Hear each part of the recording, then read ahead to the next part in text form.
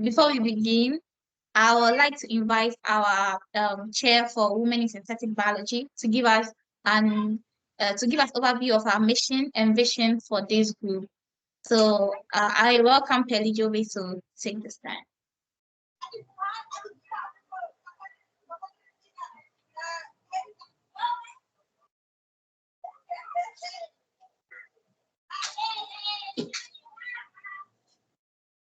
Oh, Pearly, I think you're muted.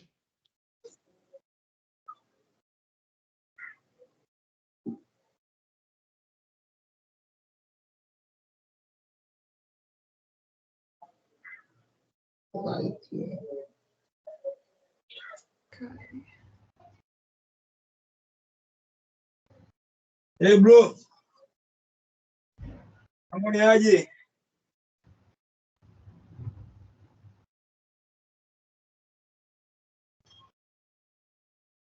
Okay, can you hear me now? Yeah. Okay, awesome. Ladies and gentlemen, and fellow synthetic biology enthusiasts, thank you so much for taking the time to join us today for the Women in Synthetic Biology Africa or WISPA webinar, where we will be hosting two speakers that will be speaking on the topic of environmental bioremediation. But before we introduce the speakers, I just want to give a bit of a summary or a background about WISPA and what we do. First of all, my name is Pearly Bar, and I am the president of WISPA for 2024. So as I mentioned, WISPA is Women in Synthetic Biology Africa, and it's an initiative that was started by the CEO of SynBio Africa, Geoffrey Otem, in in this year. So it's our inaugural year, and we're very excited for the upcoming events and of women in synthetic biology. So SynBio Africa is a group of scientists, programmers, and other professionals from Africa, currently based in Uganda, with a vision to use synthetic biology technology to solve problems in the field of health, environment, and agriculture. Now, SynBio Africa has many milestones and achievements, but one I do want to mention is that in March 2023, SynBio Africa was announced as the winner of Biotech Company of the Year 2023-2024 by Africa Prestige Award. So we are really honored to be part of this community of change makers in the field of synthetic biology on the African continent. Now, what are WISPA's goals? WISPA's mission is to bridge the gap in the field of synthetic biology across the African continent, while specifically focusing on empowering women in STEM. We are currently a very diverse group of women scientists from all regions across Africa. So we're very diverse, and we aim to bridge the gap by creating opportunities for women in Africa to enter and excel in the field of synthetic biology. And we do this by providing access to education, resources, and networking opportunities, like webinars such as this. And we also have a mentorship program that's running throughout the year, and a mentorship workshop that will be taking place in October this year, where we want to help African women from underrepresented African universities and actually give them the opportunity to come to South Africa, to the University of Cape Town, and gain hands-on experience on the cutting-edge technology at the University of Cape Town. And so we endeavor to foster this community, this ecosystem of women in STEM to contribute significantly to the advancement of synthetic biology in the communities on the African continent. And with that being said, I want to say thank you so much for joining us today, and I'm going to hand over to Charity, who's the head of environmental bioremediation. Thank you very much. Okay. Yeah. Thank you so much. Yeah. I was about to say I didn't even introduce myself. So my name is Charity. I am the head of environmental bioremediation of Women in Synthetic Biology, and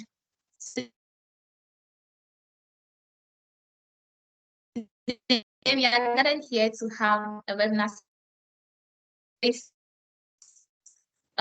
wastage, plastic waste of these problems. So the speaker who will be, and so Kelly, could you share the screen with me?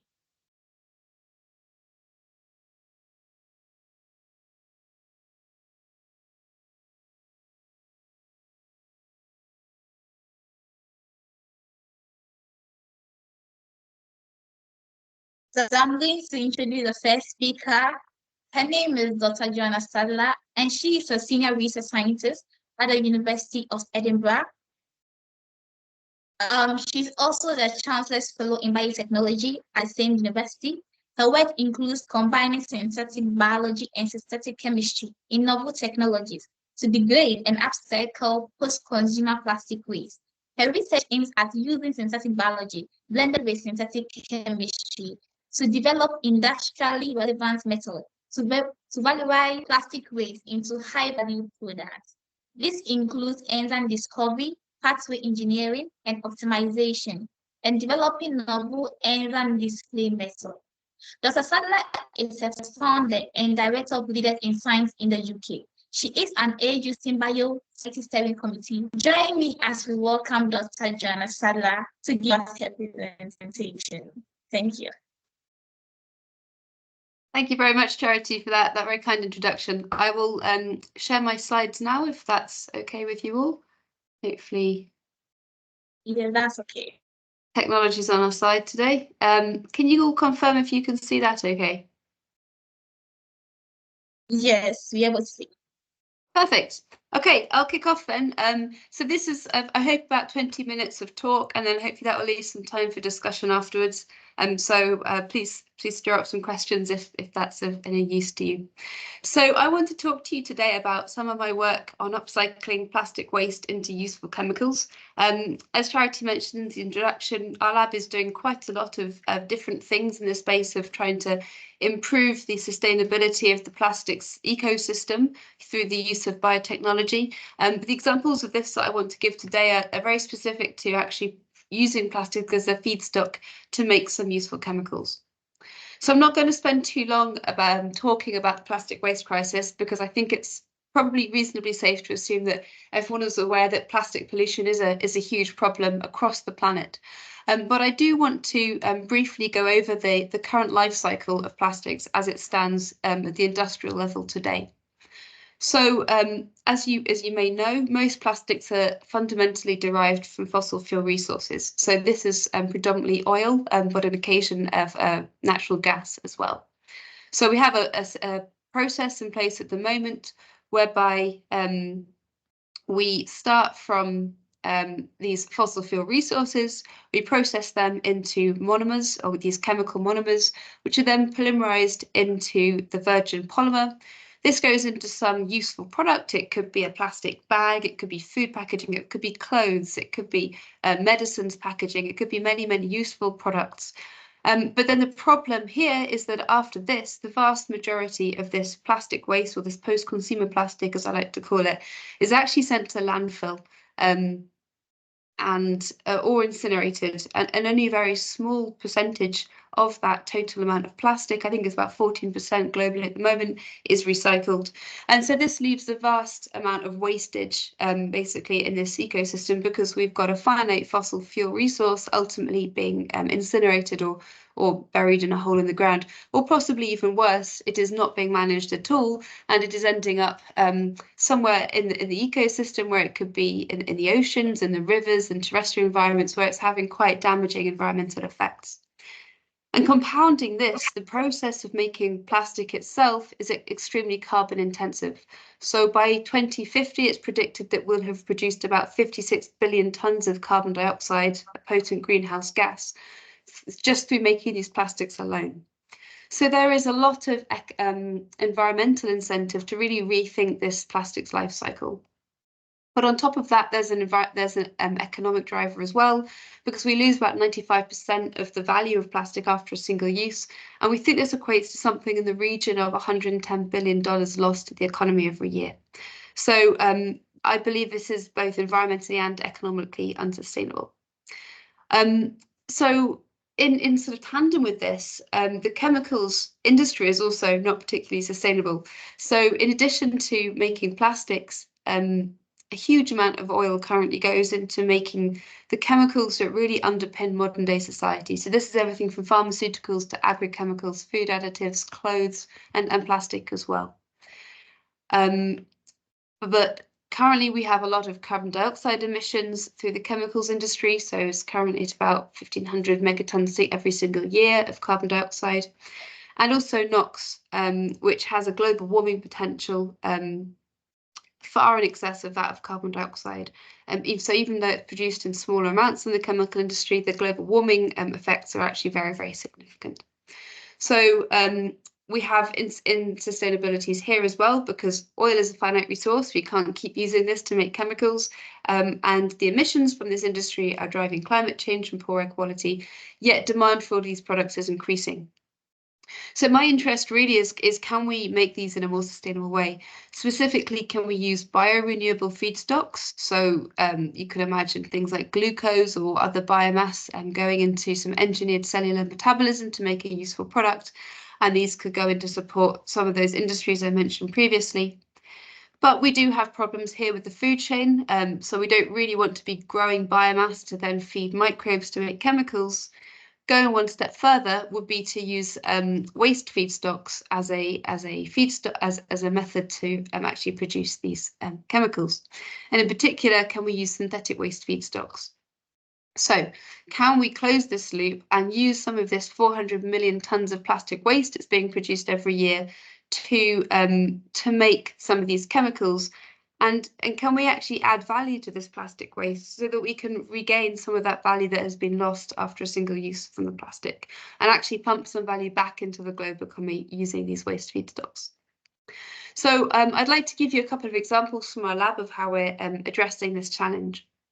And the first is in the production of chemicals from PET waste. So PET is polyethylene terephthalate, and this is the very common plastic that is making plastic bottles, often food packaging, and polyester fibers as well is a key thing.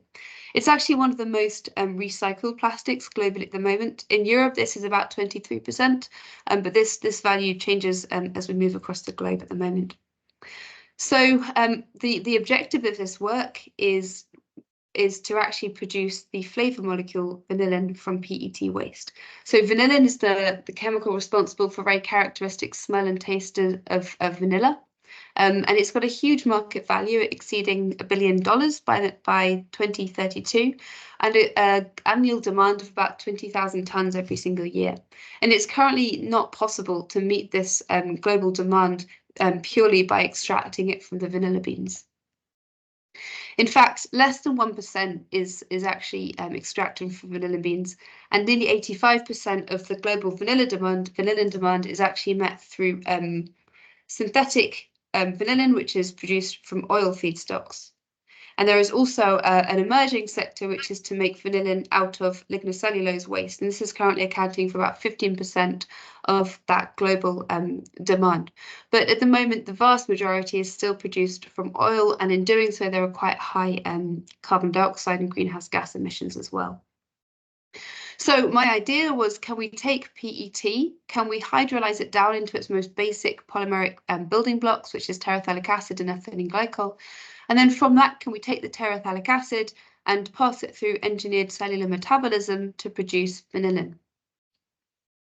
So to do this, I designed a new biosynthetic pathway. Apologies for all the chemistry here. I'm a chemist at heart, and it's very hard to take the chemist out of a person. But I'll talk you through the chemistry. Essentially, we've got terephthalic acid here, which is our plastic degradation product. We get that into a cell, and I can mention that at the end if you're interested in how we do this. And then we undergo this kind of de novo biosynthetic pathway. So we start with a dioxygenation to give you this intermediate, and then a reductive decarboxylation, which gives you protocatechate as your key intermediate. And this can then go regioselective methylation to give you vanillic acid, which is reduced to the target compound vanillin. You could actually do these two things in the opposite direction as well. So you could do your reduction first and then methylate this aldehyde intermediate to give you vanillin. And just to note that we did this in E. coli rare, which is a strain of E. coli which has been engineered to remove a lot of the native reductases, because these would actually reduce vanillin into the corresponding alcohol, which we didn't want to do. We wanted to accumulate vanillin. So we used this fairly slow growing and difficult to work with strain of E. coli to for this work. So this is just our preliminary data. When I put all of these enzymes together in a cell, we were able to see some vanillin production, and you can see this from the HPLC data here. It perfectly aligned both retention time and the absorbance spectrum with a standard of vanillin. And we didn't see this peak in the absence of terephthalic acid substrate or in the absence of the full pathway. So from meager beginnings of 5 micromolar of vanillin and detected by HPLC, we went into some optimization studies. I'm not going to go through these in detail. The details are in the paper, but I just want to very quickly summarize some of the work we did here. So we looked at different enzyme expression conditions, in particular different media and different additives, including trace metals. We also looked at reaction headspace, because the first of these transformations is oxygen dependent. So we hypothesized that increasing the headspace in the vessel might improve oxygen availability. And indeed, this really did help quite a lot. We looked at different cell permeabilization methods to actually get the terephthalic acid into the cell. Temperature was found to be very important, as was pH. We also looked at different in situ product removal strategies. So vanillin is actually a fairly toxic molecule. It's a reactive aldehyde. It can cross-link various nucleophiles within the cell and cause toxicity. So we wanted to look at ways to actually sequester the vanillin from the reaction mixture in situ as it was being produced. So we looked at various different organic overlays to do this. And this is just a summary of our vanillin titers before and after all of this optimization work. So pre-optimization, we were getting a very small but promising little bump on the HPLC baseline. But post-optimization, I managed to increase this up to about 350 micromolars of vanillin. And then when we included an overlay into that system, we were getting about 750 micromolar. And so this work was done in the space of maybe 6 months or so. And within that space, we were really able to increase titers quite dramatically. This is just some NMR data showing that we were indeed producing vanillin and not isovanillin. So you can see that the carbon NMR peaks perfectly align with our vanillin standard, but not the isovanillin standard. So this was just nice confirmation for us as well that we were producing what we thought we were producing. So I wanted to also actually demonstrate this pathway on some genuine post-consumer plastic waste. So I was walking to work in Edinburgh one morning and found this plastic bottle on the pavement and took it into the lab. And we actually then put this into our bioprocess. So I first treated it with an enzyme which degraded plastic to release terephthalic acid. This is called leaf branch compost cutanate, or LCC. And we treated it with this under thermophilic conditions, so 72 degrees for a couple of days. And then we actually took some of that reaction mixture and added it into some cells which are already expressing this full pathway. And we were really pleased to see that before any optimization at all, we were able to see some vanillin production. Now, at these low levels of vanillin production, the oleoyl alcohol overlay didn't make a huge amount of difference, but we think that as titers increase, that's when the advantage of that ISPR really comes into play. So that was a really nice sort of first study for us to show that we can take plastic waste and we can upcycle it into useful chemicals. And once we'd done this, I was really interested in pushing this really even further. And the next thing that I began to think about was, well, what's the next generation of plastic waste going to look like? You know, there's so much publicity about plastic pollution out there at the moment that is actually causing quite a change in the landscape of plastic production and plastic use. And in particular, we're seeing quite a considerable shift towards what I call next generation plastics. So these are things which are designed with end of life in mind, particularly designed for biodegradation under specific conditions. So what I wanted to do was to, instead of just say, oh, these plastics are biodegradable, we can put them on a compost heap and not worry about them anymore. I actually wanted to show that we could even integrate these biodegradable plastics into the bioeconomy as well. And even because they're biodegradable means that we could still upcycle them into useful chemicals. So the way that I wanted to demonstrate this was to develop a new pathway which would take a plastic PHB, which is polyhydroxybutyrate, depolymerize it into its monomer 3HB, and then convert this into the solvent acetone.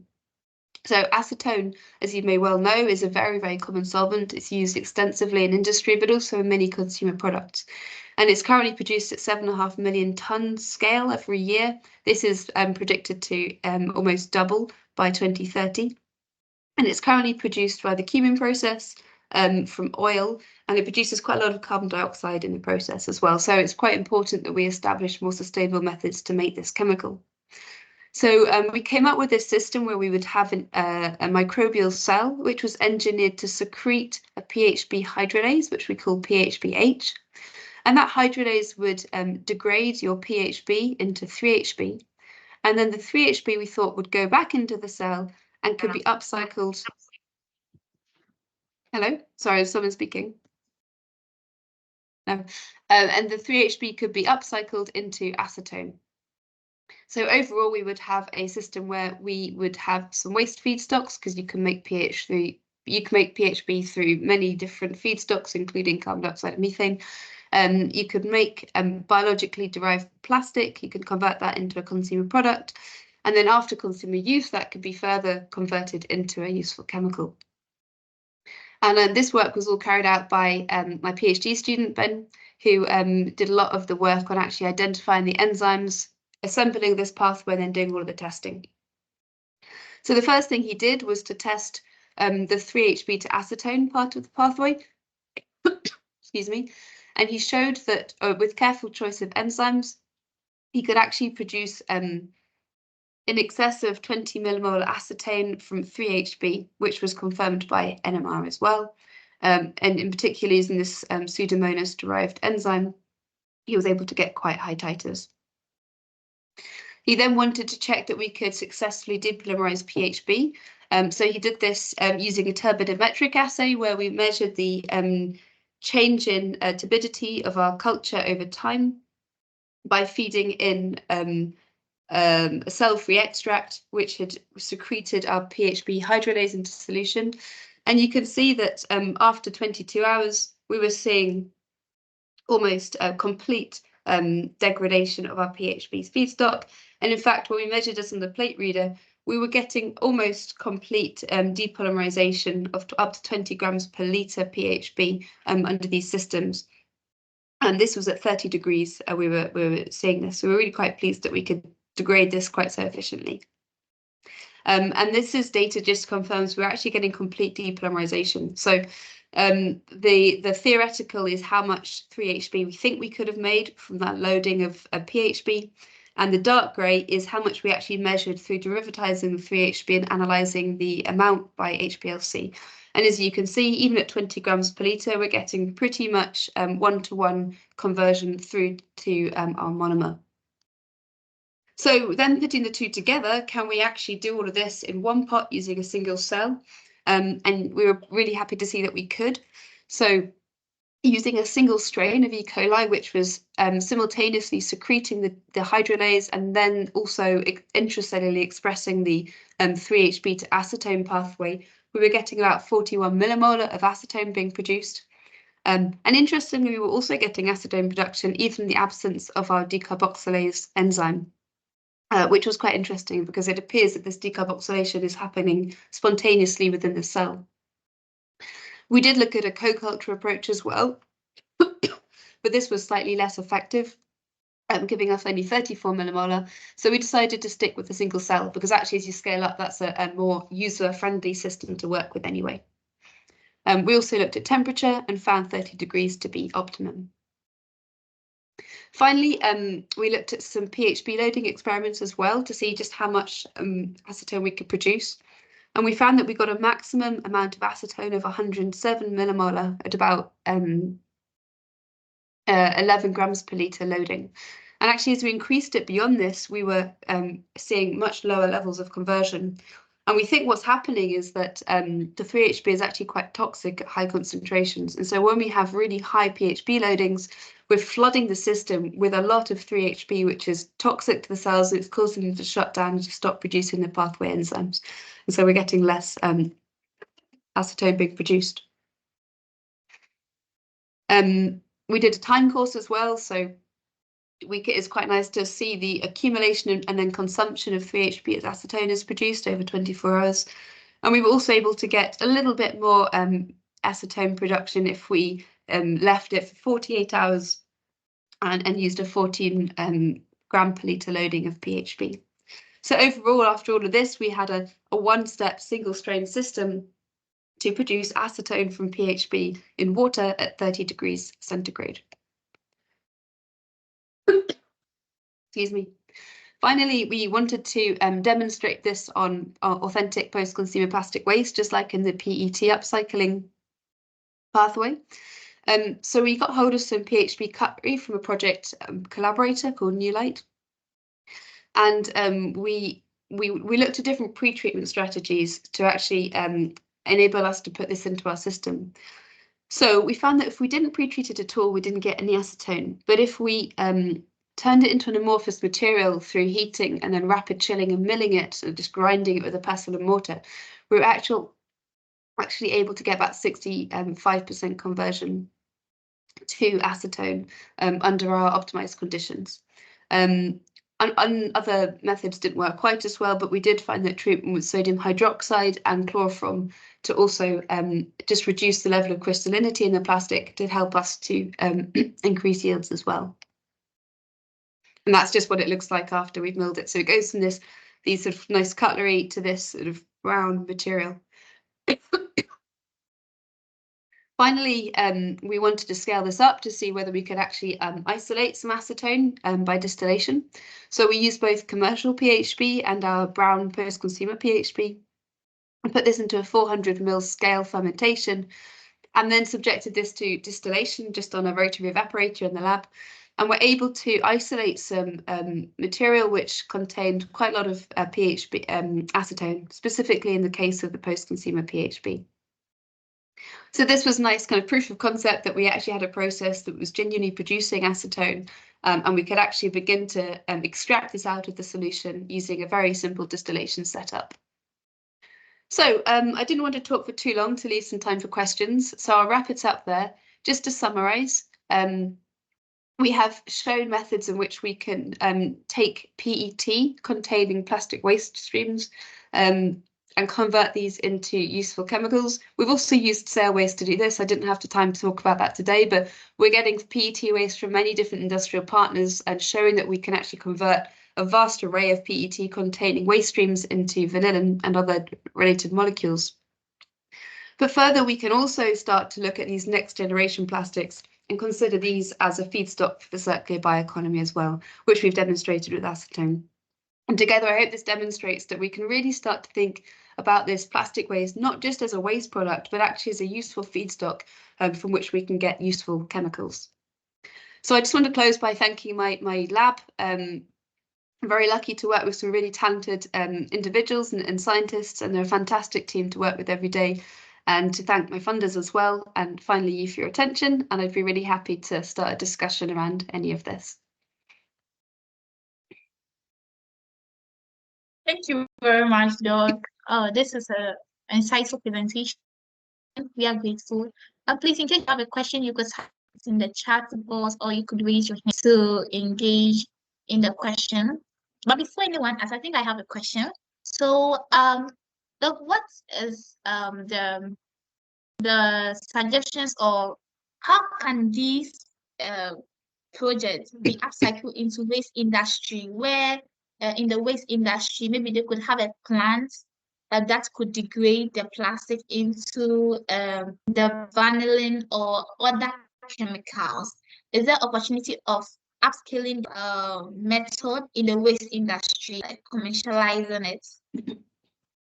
Yeah, that's something we're looking at the moment. I mean, currently our processes are quite early stage. And before we can really think about scaling up, we are trying to improve the efficiency of the processes, and so get higher titers and grams per litre kind of scale. But we are working already with industrial partners to explore the best strategies to do this. I think in terms of how it would interface with industry is I would envisage a system whereby we have sort of industrial scale depolymerization of polyesters in particular, because they're the most easy ones to start with, that would, you know, produce large vats of these degradation products, and then we can siphon those off into different sort of bioprocesses to produce whatever product it is that we're interested in. So I don't think that these are solutions that you would implement sort of on site. I don't think we should, I personally don't want to start introducing these microbes into the environment, because I think that's a very useful solution. I think it's much more useful to actually capture the waste at source, so at recycling centres or directly from the industry that it's actually produced from, and capture it at that point, put it into an industrial process to either break it down and upcycle it sequentially, or even better, to degrade it and upcycle it in a single pot, like we did in the acetone example, to do a single step degradation and upcycling. But you know, how we scale this will also depend on the product and the feedstock. So we are working very closely with particular companies who either have PET containing waste streams or have chemicals that they want to produce, and trying to join those things together by designing these novel bioprocesses. Okay, great. Yeah, you can speak. Okay, thank you so much. I just want to say thank you so much for a great talk. When you spoke about the overlay, when you were speaking about the vanilla or extracting the vanillin, when you got 700 micromolar of vanillin, can you maybe explain a bit about what the overlay is? Yeah, sure. So the overlay is oil alcohol, and it's just a really, really hydrophobic liquid which sits on top of the sort of aqueous phase fermentation. And it's so hydrophobic that it doesn't really interact with the cells at all. It literally like forms like bubbles on top. But the vanillin is the most hydrophobic component of the pathway. So it would actually prefer to sit within that hydrophobic oil alcohol phase than it would to sit in the aqueous phase. So it selectively partitions into that overlay. So what you see is your product distribution is very heavily towards vanillin in the overlay and all the other stuff in the aqueous fraction, which has two benefits, I think. The first is that it draws metabolic flux through your pathway because it's sequestering the product outside of the cell. So that kind of draws all of your reactions, which are in equilibrium, through the pathway. But it also helps to relieve toxicity. So it keeps the vanillin away from the cells so that it can't be toxic to the cells, really. And we've seen that in a number of other pathways that we're developing in the lab. If you actually include these overlays, it really increases titers. We think for those two reasons predominantly. But other overlays work as well. I mean, dodecaine's used quite extensively. You can use things like glycerol tributyrate, many other things as well. Beta-cyclodextrin worked as well. Awesome. Thank you so much. Have you tried something like that when you said the PHB was very toxic when you increase the concentration? Have you maybe tried something like that as well, or? Yeah, no, it's a good suggestion. Yeah, it's the 3-HB, so the degradation product, the 3-HB, was toxic at high concentration. I think the difficulty we would have with that is that 3-HB is quite polar, because it exists as the deprotonated ionic form in solution. So I think it wouldn't want to go into an organic phase because it's just too polar. But what I think we might look at for that is having a more tunable expression, a more sort of titratable control on the expression of the hydrolase, so that we can slow down that hydrolysis rate, so that we're kind of drip feeding the 3-HB into the bioprocess rather than just flooding the system from the outset with a whole load of 3-HB. Oh, thank you so much.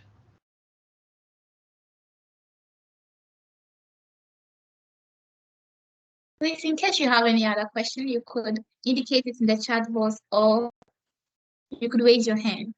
So I think I'll follow up with the questions whilst we wait for others to also ask. With production of the vanillin, I further read that it could be used in, let's say, chocolate production, cosmetic production. I was thinking that in case of the chocolate, we eat chocolate, so we thinking about plastic being upcycled to vanillin. Like, what do you think about it? Yeah, this is a really interesting thing because when we published this paper, there was a lot of people reacted quite strongly to it, I think, because there was this preconception that if we were making vanillin from plastic, and that vanillin in theory in the future could be used in consumer products, including food, and ice cream was the thing that people talked about a lot over here, was putting this vanillin in ice cream. Are we just eating plastic, and is that dangerous, and is that bad, and should we be concerned about that?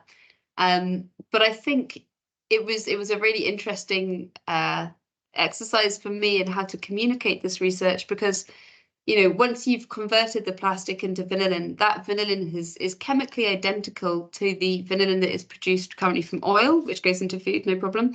And it's chemically identical to the vanillin that is produced naturally. The only difference with the natural one is that natural vanilla flavoring also has very low levels of other related compounds within the mix, which gives it a more sort of full-bodied flavor, which is what's used in the sort of higher quality food products. So I think, once we've further developed this to get very high levels of vanillin such that we can actually purify it to an extremely high level, at that point it is no longer plastic, it no longer resembles plastic, and it doesn't contain any plastic, and it becomes chemically identical to other vanillin products that are already on the market. So it's interesting. Okay, great. I get it. Is there anyone with a question?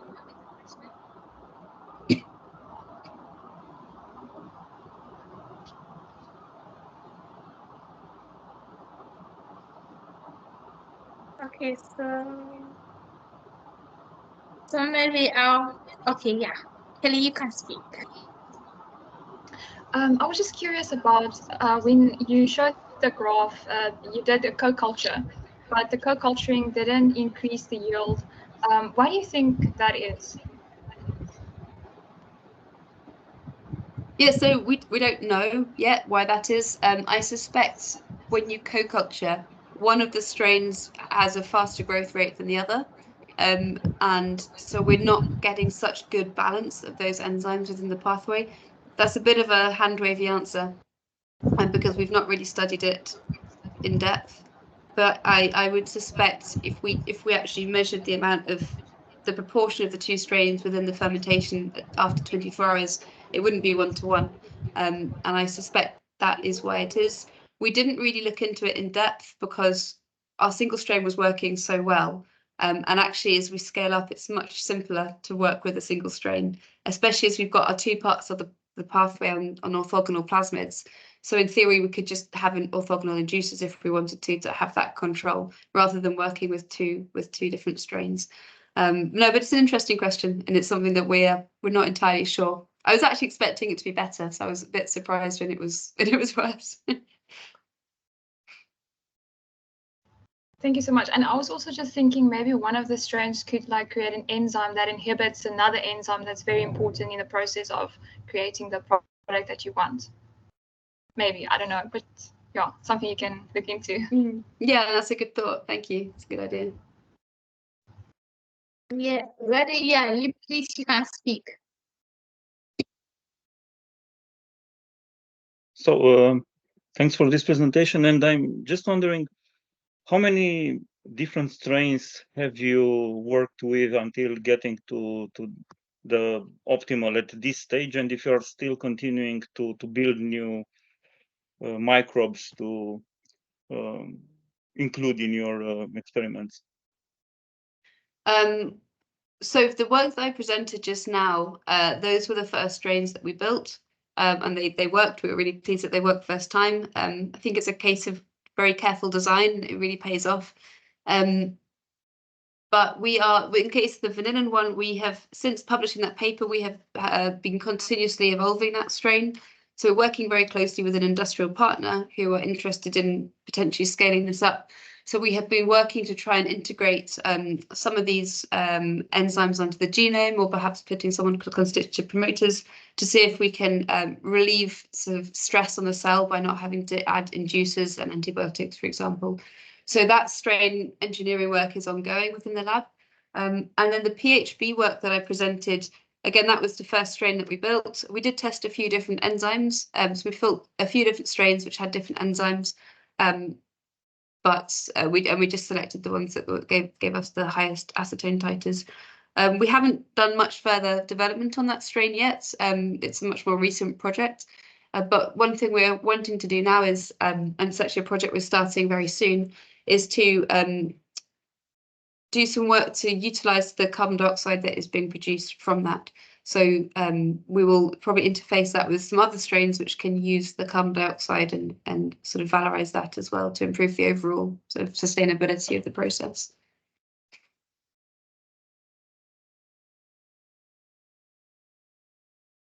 Great. Ted, do you have anything to say? I think your hands is out. Sorry, that was an old Okay. hand. Oh, okay. So, is there anyone with a question? No?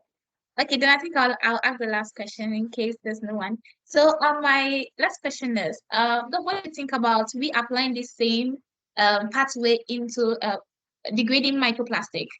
Is it possible that we could apply the same pathway into microplastic? Yes, absolutely. It's something that I've begun a project recently with a collaborator in the university, is to look at microplastics. So I think there's a huge amount of scope to engineer bacteria to encapsulate microplastics and then degrade them and possibly even turn them into useful products. I think the challenge with microplastics with regards to upcycling them is that the actual amount of the mass of microplastics is relatively small. Compared to like plastic bottles, if you think about clothes and things, just the mass of plastic is much greater, so it's kind of easier to work with. So I think upcycling microplastics would be challenging because you would produce very small amounts of product, and then trying to fish that out of solution would be difficult and perhaps not sort of economically feasible. But I think the scope for just degrading microplastics using systems like this is huge and really exciting, and it's definitely an area that we are looking at the moment. Okay, great. Thank you very much, Dr. Sadler. We are grateful for coming here. And we are so grateful once again. And I believe there is no question for her. Okay, so once again, we are grateful. I will introduce us.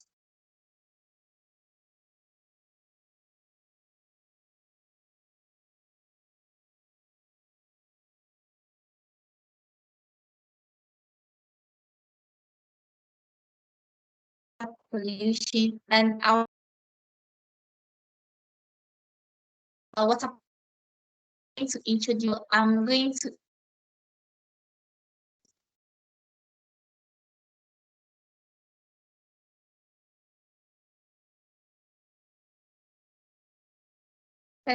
this kind of share the screen.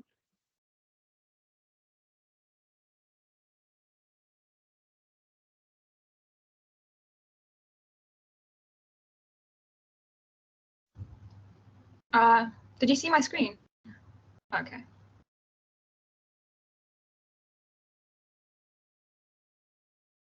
Oh, here we go. Can you hear me? Yes, we can hear you. Oh, okay, great. Yeah, thank you for having me speak on my research today, and thanks all for attending. So on a slightly different note, I will be speaking about my master's and now into my PhD research, which is looking at how we can use nature-based solutions to clean rivers that have been polluted by informal settlements. Trying to go next. Here we go. So here's a quick overview of the presentation. First, I'm just going to introduce you to our study site and just a background to some of the research that we're doing, and then just go into the specifics of my research, unpacking the methodology we went through, as well as the results and conclusions that we've come across. So just a bit of background to what justified this research. I'm from South Africa, so that is the country that we're working in. And South Africa is a very water scarce country, and it's under increasing pressure from population growth, urbanization, and climate change. In addition, the water quality of our catchments is rapidly deteriorating, mainly because of agriculture activities, but also urbanization and the inadequate treatment of a lot of wastewater by wastewater treatment works, along with effluent from mining activities or industrial activities. And this decline in water quality has significant implications for public health, particularly among the 3% of South African households who lack access to piped water, which forces them to rely on freshwater resources for their daily needs. And these water quality challenges are often most visible in informal settlements, where there's a lack of access to sanitation and drainage infrastructure and other services. So residents in these informal settlements are often forced to discharge their wastewater into makeshift drainage channels, which results in the toxic mix of grey water, black water, and also storm water, which pools up outside people's homes and eventually finds its ways into our rivers and wetlands. So not only does this pose a significant public health risk, but it also threatens the ecological health of our aquatic ecosystems. And these challenges are set to grow as the number of people living in informal settlements is expected to increase to approximately 17% of the population by 2030. So conventional treatment systems and business as usual approaches are no longer viable, especially in the context of informal settlements, where resources and space is extremely limited. So in our research, we've chosen to focus on nature-based solutions, and although they're not new, they're being increasingly viewed as viable alternatives to addressing some of the water quality challenges that we see in South Africa, as well as in other developing and developed countries around the world. So an example that I'm presenting here is of a living gutter system, which was installed under the Genius of Space project in Langrug informal settlement in Franschhoek, South Africa. And this mimics nature by using planted swales and wetlands to attenuate pollutants that are found in grey water. So other nature-based solutions adopt similar concepts. So why nature-based solutions are they suitable for informal settlements? Well, they're very low cost and they incorporate often locally sourced materials that you can find at your hardware stores. They're decentralized and they can either be installed in situ or even downstream from the pollution source. They're passive and they don't require additional chemicals or energy, and they're also easy to operate and maintain. And this is ideal in the context of informal settlements where resources such as electricity and water are very limited. So the project that we're working on is based in this peri-urban catchment here called the Steelborough River catchment, which is just outside Cape Town in a small town called Franschhoek. And the main river in the catchment is the Steelborough River, which is right next to an informal settlement known as Langrug. And huge amounts of grey water, black water, and other mixes end up in the Steelborough River and pollute it. So it contains very elevated levels of E. coli, nutrients, and other contaminants. Langrug is currently home to roughly 7,500 people, but it's rapidly expanding, just like many other informal settlements in the country. And this is putting more and more pressure on the water quality and also water resources in the catchment. So in response to some of these challenges, our project site known as the Water Hub, which is a research and innovation center just located downstream from Langrug informal settlement, was established. So the Water Hub was established actually on an abandoned wastewater treatment works. in 2018. So researchers from the University of Cape Town, as well as Stellenbosch Municipality and the Western Cape government, converted the existing infrastructure on the wastewater treatment plant into nature-based solutions, which largely revolve around environmental bioremediation. And these were designed to achieve sustainable management objectives. So the Water Hub was designed as a living laboratory involving real-life experimentation and co-creation amongst diverse stakeholders. The living lab approach is adopted because it offers flexibility, so it makes it suitable for diverse contexts. It also avoids rigid top-down methodologies which can lead to unsustainability. And this is particularly relevant in South Africa's context of poverty and inequality. So realizing that the partial treatment of water by constructed wetlands or biofiltration systems lacked sufficient interest from funders and local actors, the Water Hub needed to diversify, drawing researchers from multiple disciplines, including engineering, sciences, and humanities. And the food, energy, water nexus became the overarching framework, research framework for our work. For instance, projects explored the reuse of treated water for vegetable irrigation to enhance local food security. And this new approach embraced circularity and the development of a circular economy, so emphasizing resource reuse and waste minimization as a critical step in advancing some of the sustainability transitions. My project in particular focused on the biofiltration system, or constructed wetland, as it's otherwise known as, and this involved converting some of the old drying beds at the wastewater treatment works into biofiltration systems. So the drying beds were excavated, they were lined with LPDE lining to prevent water from exfiltrating into the groundwater. And it was different natural media sources was put in to the cells itself. And half the cells were vegetated and the other half non-vegetated. So this diagram here just gives you a quick idea of the layout and configuration of the biofiltration system. The first two cells consisted of large stone media. The second stage of the treatment included peach pips and biochar, and finally the last cell consisted of small stones, which acted as a final polishing stage. And in the system, water was abstracted from the Steelville River adjacent to the site using a solar-powered pump. It was then fed into these 10,000-litre JoJo tanks where they were temporarily stored. And this acted as a settling phase, so most of the large solids and organics were removed.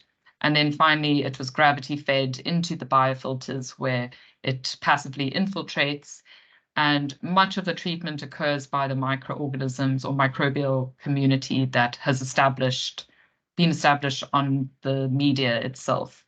And as I mentioned earlier, half the cells were vegetated and the other non-vegetated, and this was to examine the role and importance of plants. And then just the dimensions at the bottom there to show that the cells are 16 meters long, 3 meters wide, and roughly half a meter depth. So each cell can treat up to 20,000 liters of water. So just to narrow down on what my research aimed to achieve, which was to look at the treatment efficiency of some of these nature-based treatment processes, mainly that linked to the microorganisms and how they attenuate pollutants, but also vegetation and how they absorb some of the key pollutants in the river. And then to also look at what the reuse potential of the water, did it meet safe irrigation standards according to South Africa's water quality guidelines. So in my field experiment, as I said, we abstracted water from the Steelville River, where they were briefly stored in these JoJo tanks.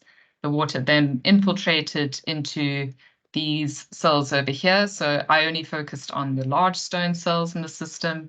So we can either operate it as individual stones or cells or as an entire treatment train. So here I just looked at the large stones and the vegetated and unvegetated to understand the role of vegetation. So once the water was infiltrated into the cells, it's retained for roughly 7 days before it is either released to irrigate a vegetable garden, or return to the river. I then analyzed these water quality parameters to see what the treatment efficiency was for ammonia, as well as its nitrogen components, orthophosphate, E. coli, and then some physical parameters. I then compared the water quality to the South African water quality guidelines to determine its suitability for water reuse. So some of the results that we got, I'm just going to focus on what we got for ammonia, orthophosphate, and E. coli, as these were identified as key pollutants in the system. But in the non-vegetated large stone cell, we achieved up to 83% reduction in ammonia and nitrogen, and 84% for the vegetated cell. This was confirmed through a statistical test, which showed that there was a statistically significant difference in the effluent quality between in the influent and the effluent.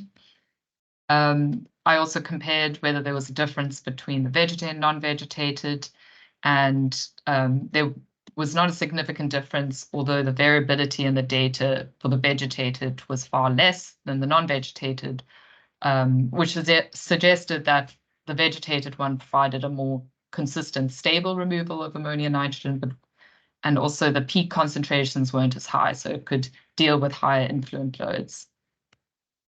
It also met the South African water quality guidelines for irrigation, so the average concentrations were mostly below 5 milligrams per liter, which means that it was safe for irrigation reuse. Then for orthophosphate, we achieved percentage reductions of 61% and then 75% for the vegetated cell. This statistical test just shows that there was effective removal from the influent, and there was a statistically significant difference between the vegetated and non-vegetated. So this showed us that vegetation did contribute to the removal of orthophosphate and should probably be considered in the design of biofilters that need to remove orthophosphate. And then finally, for E. coli, we achieved very high percentage reductions of 99 and 95%. So this was very significantly different from the influent. And yeah, there was a difference between the vegetated and non-vegetated, but yeah, we'd have to get into the microbiology of why that is the case. So in most cases, the effluent concentration was suitable for irrigation reuse, but obviously any trace of E. coli, it then becomes dangerous for irrigating vegetables. So in the cases where there were traces, there would have to be an additional disinfection stage. So just reaching the conclusion of this project, the water quality in informal settlements was found to be highly variable, which makes it difficult to design or operate biofilters that target specific pollutant types, as well as different concentration ranges. So more research is needed to better characterize rivers that are affected by informal settlements and how water quality fluctuates throughout the day and how that's linked to human activity that's happening in the informal settlement. And understanding that and when we have our peak concentrations is critical for knowing when water is safe to reuse and when it should probably be treated. The results from the study are also very promising in terms of how much these biofilters were able to reduce the pollutant levels to safer levels that could be used for irrigation purposes.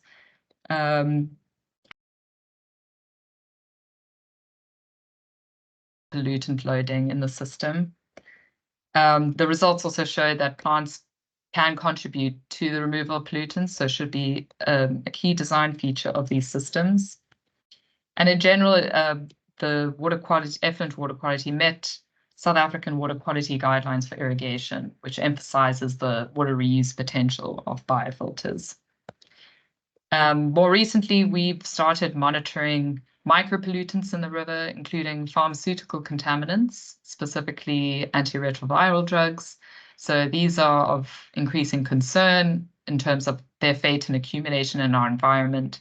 So the question I'm aiming to answer in my PhD research is how these biofilters can attenuate micropollutants, so that they are not as high of a risk into people, but also aquatic organisms, non-target organisms in the environment. So overall, the study demonstrates that biofilters hold great potential as alternative water treatment methods, and this is particularly important considering the current state of South Africa's wastewater treatment works, which are failing on many levels, but are also unable to properly treat things like microcontaminants. They can only remove a certain percentage of them, and some not at all. So biofilters can very much make up for these limitations of our current wastewater systems.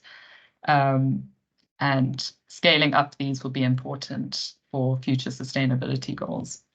So yeah, thank you so much for listening to my presentation. And I'd just like to thank my university, the University of Cape Town, as well as my funders, the NRF and Future Water. And I look forward to answering your questions. Thank you very much, Emily. Thank you so much for your presentation. Please, in case you have a question, you could indicate it in the chat box, or you could raise your hand to ask a question. Thank you so much. Yeah, so maybe I would like to ask my question while others coming. So I would like to ask if in South Africa, mostly is it the 3 pollutants that pollute your water, or you basically focus on these 3 pollutants? So I focused on quite a narrow range of pollutants in my research, and this was mostly linked to the reason we chose these pollutants were because we had been monitoring these for a while, and we knew that they were at very elevated and potentially dangerous concentrations in the river itself, but also how these kind of pollutants can be used to understand the water reuse potential. So if, the pollutants are, like nutrients are in elevated concentrations, they could pose risk to aquatic organisms, but also in terms of its reuse potential. If like ammonia is too high, then it can have negative impacts on crop yield and quality. So we're just examining it like that. But as I mentioned, I'm very interested in looking at expanding that list and looking at micropollutants as well. Oh, good. Thank you very much. Is there any other person with a question? Yeah, you can speak.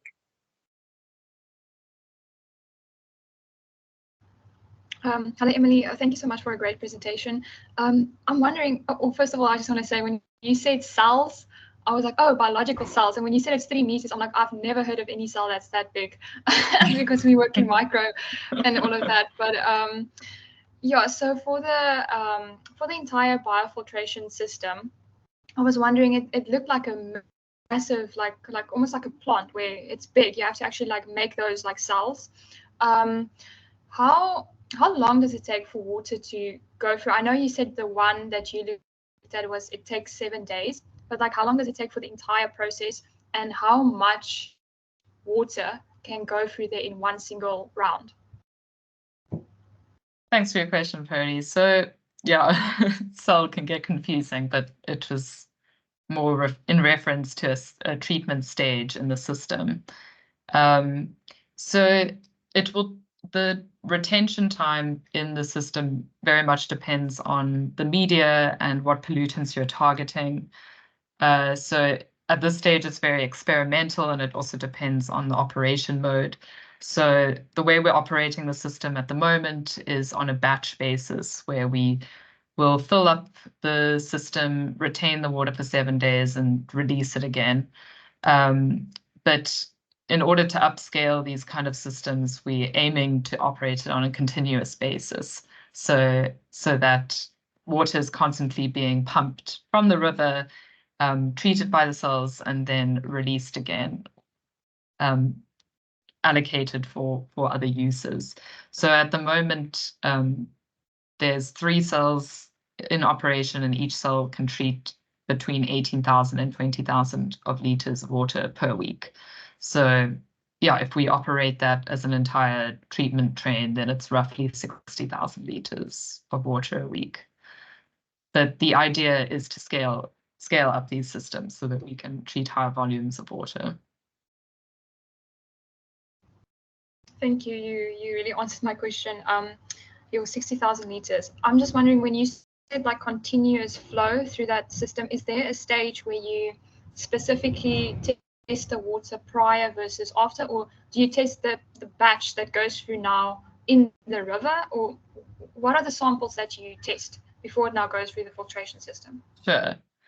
Yeah, I think I didn't mention that explicitly, but we take samples at the inlet, so just before it enters the system, so basically raw river water, and then from the outlet at the end of the system as the effluent. So we're just taking grab samples from those 2 points, one before we start running the system and one at the end of the 7-day batch retention period.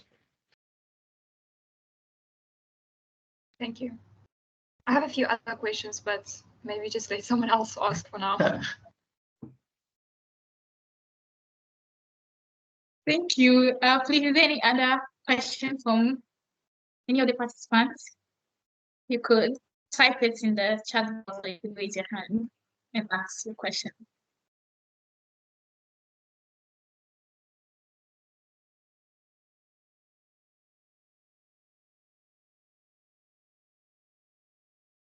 Clearly, I think you could ask a question. And there's no hand up. Yeah. Okay. Yeah, so I was just wondering, what is the biggest challenge in implementing such a biofiltration system in like our informal settlements in Cape Town, for example? Because it looks like it's actually a lot of money that goes into building those cells and like the operation, all of that. Yeah, good question. I think in terms of its application in informal settlements, these systems have been tested in situ. So ours is very much downstream, very like about 1 to 2 kilometers down from where the informal settlement is. So it's within close proximity. But the issue of installing these in informal settlements is that they're typically very densely populated and built on. So space is always a consideration.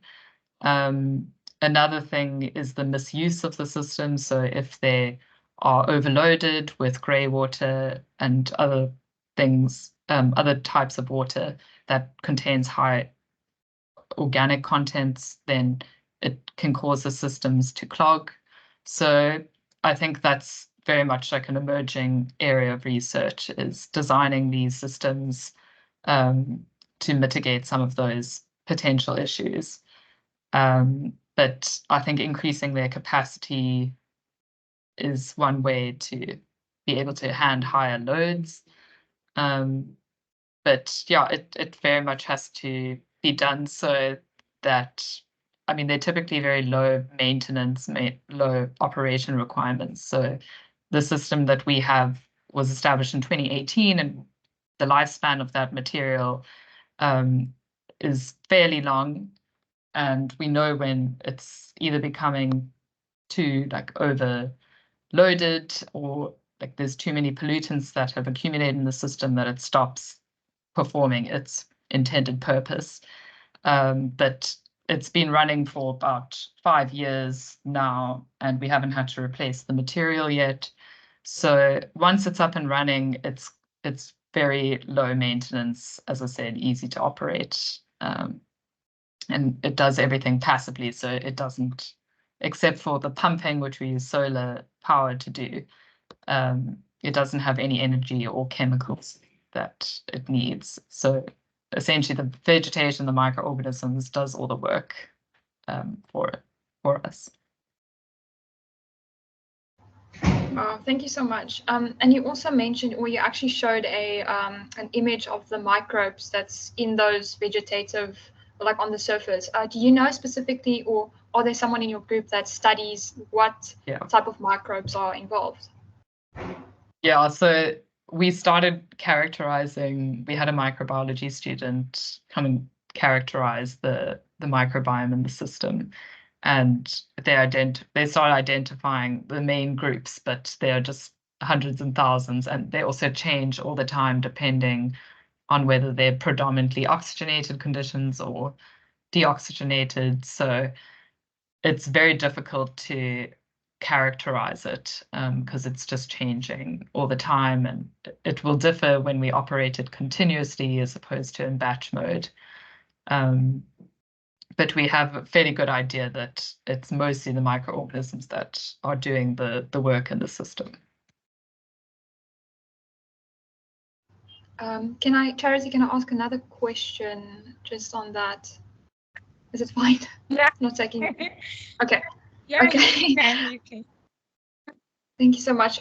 Yeah, so my last question is just, you did mention a bit about you are still looking into that, or that's an area that you want to look into, but you said that, I remember showing the graph 99 versus 95%, where the E. coli was not as reduced when it was vegetative versus non-vegetative. Like, do you have anyone that's come up with like a suggestion of why that might be the case? I don't think it's linked to the vegetation, but probably the predominant like anaerobic or aerobic conditions in the cell. And I know the root section of the vegetation, they like oxygenate the cells. So it's very difficult to tell exactly what caused that. And I think I ran this experiment, I did about 15 cycles, repeats. So it could also be to do with when we sampled. But yeah, it's hard to really explain that, like why the vegetated one didn't perform as well as the non-vegetated. I have, some theories, mostly linked to like the absorption onto the material, and maybe the media was more clogged in the vegetated and on the body as opposed to the non-vegetated. But yeah, I will need to collect more data to really understand that. Yeah, that makes sense. But also you mentioned something about 15 cycles. I'm just wondering, did you collect the water on the same time each time, at the same time each time? Yeah, so I tried to run this experiment. Obviously, field experiments are very difficult to control, but I mostly did it under similar conditions. So it was run mostly during the summer months when the flow conditions in the river were at their lowest, so pollutants were more concentrated in the river. And it was always run from a Monday. We would start feeding the cells, and on a Sunday, we would drain the cells again and then repeat the cycle over again. So it was on a similar time scale under similar environmental conditions. Okay, thank you so much. Thank you so much, Fred. Please, is there any other question among the participants? If no, I think I'll ask my last question, which I'd like to know how easily this could be scaled commercially. Looking at maybe commercially, like in your home or companies trying to filter their water. How easy could this be? I think it's very doable to scale it commercially. There's already some private organizations that are building these systems onto their wastewater treatment systems as like a tertiary treatment process. The city of Cape Town's also looking at some of their wastewater treatment plants to add biofilters on as a supplementary treatment method.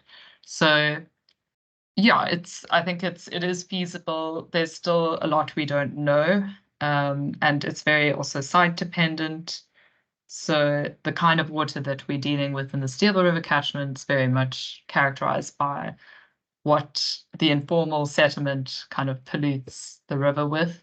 But I guess that could apply to other informal settlements across the country. Raw wastewater, obviously, this could be very different as well. So like after it's been treated by wastewater treatment works and been removed of some of those pollutants, it's obviously they're at lower concentrations. So yeah, it's very site dependent, I think, and the design of these systems will adjust accordingly. Oh, great. Oh, okay.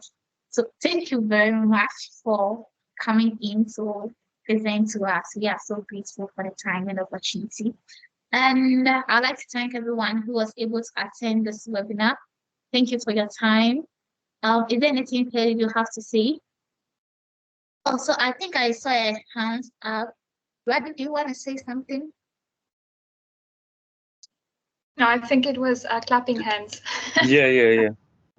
Oh, Thanks a lot and have a great weekend. Thank you. okay. I just wanted to say thank you so much, Emily, and okay, Dr. Joanna is not here, but yes, thank you so much for taking your time to present to us, and you're doing really great work. That's really important for the communities in Cape Town.